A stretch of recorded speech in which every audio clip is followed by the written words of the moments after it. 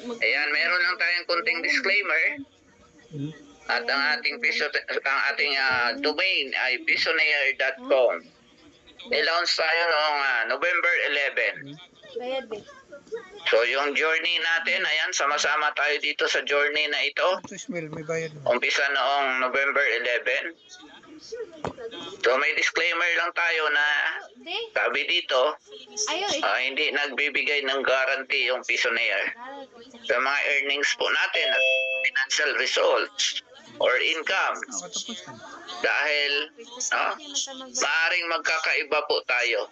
Hindi pwedeng magkapareho. Depende po sa ating strategy, sa ating effort, at sa experience, at sa mga ibang mga market factors. Okay, yung mga performance, dito is not indicative